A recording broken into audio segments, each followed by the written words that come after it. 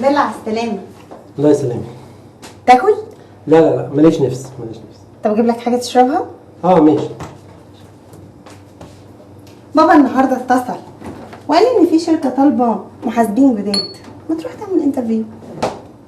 لا بعدين. بس نيفين نجحت وعاملين لها حفلة النهارده في البيت بالليل. لما تروحي قولي لها مبروك، انا مش هقدر اروح. ما تيجي معايا وهو تغير جو. انا مخنوق وهم لما يشوفوني مقريف هيتخانقوا مني هم كمان. مجدي انت بقيت ليه متشائم كده على طول؟ انت ليه مستسلم للي جواك؟ الحياة بقت صعبة قوي. ليه كده؟ ليه؟ لان حياتنا بقت كده وظروف بلدنا بقت كده.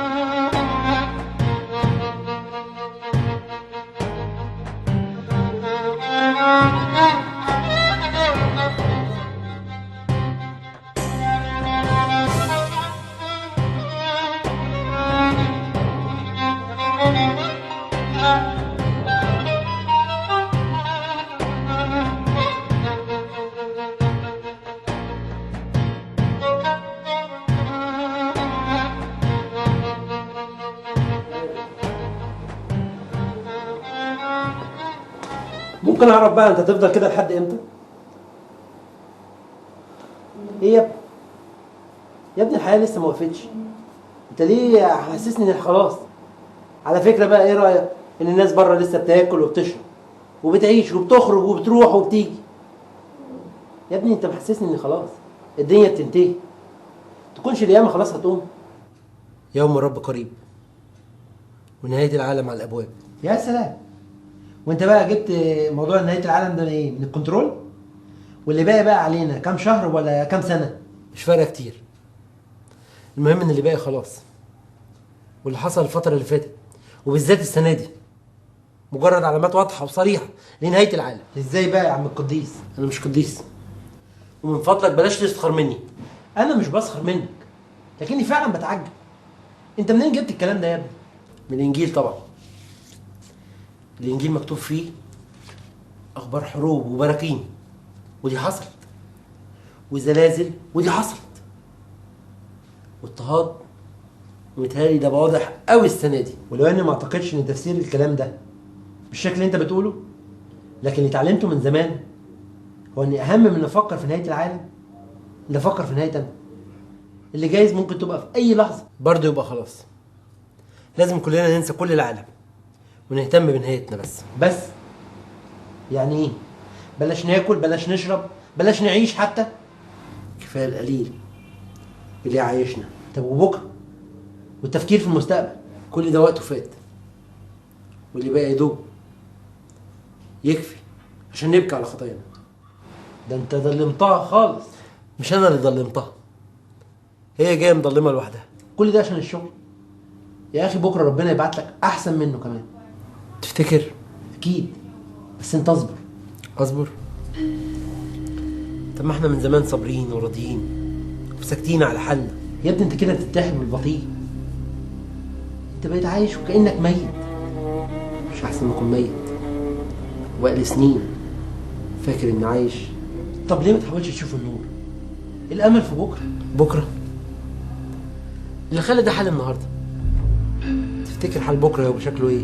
هيكون احسن ان شاء الله يا اخي. انت شكلك اتعديت من كلام التلفزيون. ده مش كلام، بلدنا فعلا بتتغير، واللي حصل في الكام شهر اللي فاتوا ما هواش قليل. يا ريتها ما اتغيرت يا اخي، ولا حصل اللي حصل. انت ازاي بتقول كده؟ انت مش شايف الثوره دي عملت قد ايه في البلد؟ مش شايف قد ايه فاسدين سقطوا؟ ويا ترى بقى قد ايه فاسدين ظهروا؟ الفساد اللي فات كنا عارفينه وخلاص خدنا عليه يا اخي، لكن اللي جاي يا ترى هنعمل فيه ايه؟ ايه التشاؤم ده؟ ايه رايك بقى ان انا شايف ان بكره مصر هتكون افضل وافضل كتير كمان؟ يمكن، بس الاكيد مش لينا احنا. تقصد بمين احنا اللي ياما جم علينا دلوقتي عايزين يطردونا منها خالص؟ انت مجنون؟ ايه الكلام اللي بتقوله ده؟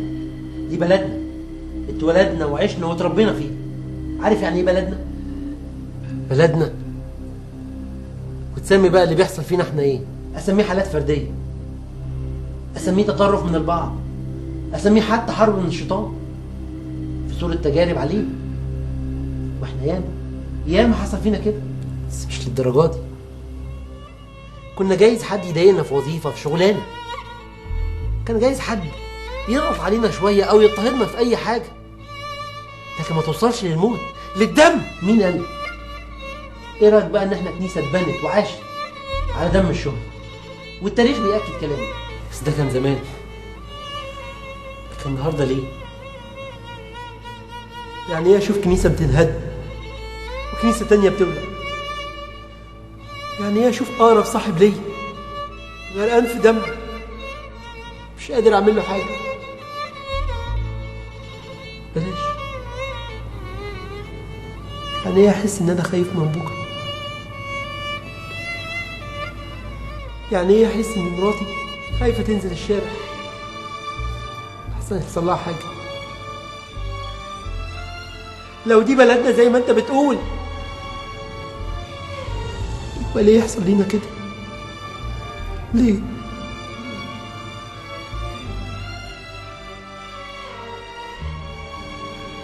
مش عارف اقول لك ايه.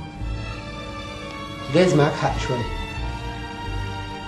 لكن اللي عايز اقوله لك ان دي ظروف بتمر بيها كل البلد، مش المسيحيين بس.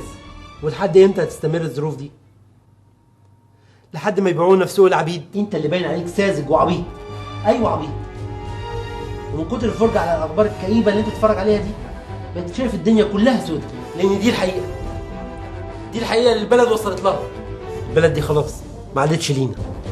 لا، البلد دي بلدنا، تربينا وعشنا فيها، ومحدش هيقدر يفصلنا عنها ابدا. وانت كنت قررت تموت بالشكل ده فبراحتك، لكن انا في بلدي عايش. انت غريب يا اخي، ازاي رغم كل اللي حصل لنا لسه برضه بتحب البلد دي؟ انت ايه؟ انا مصري، بحب البلد دي بجد، وعلشان كده هصلي عشانها كتير، همد ايدي في ايد كل واحد ممكن يساعد في بناء البلد دي. هرسم بكره في احلى صوره انا واللي زيي، عشان اعيشه انا واللي جاي بعدي. وهعمل اللي عليا، ومش هفرط في حقي ابدا، اني مش ضعيف، انا صاحب البلد دي، انا مصري.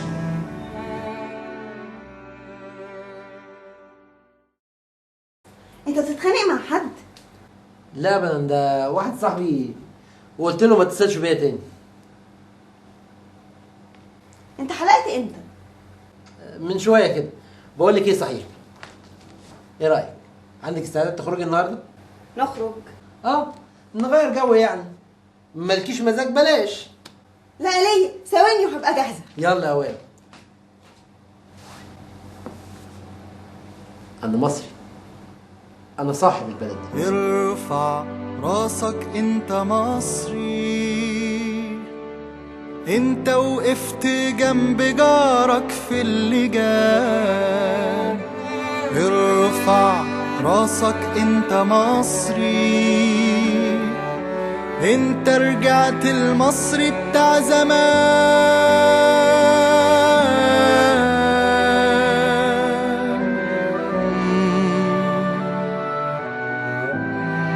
المصري بتاع زمان.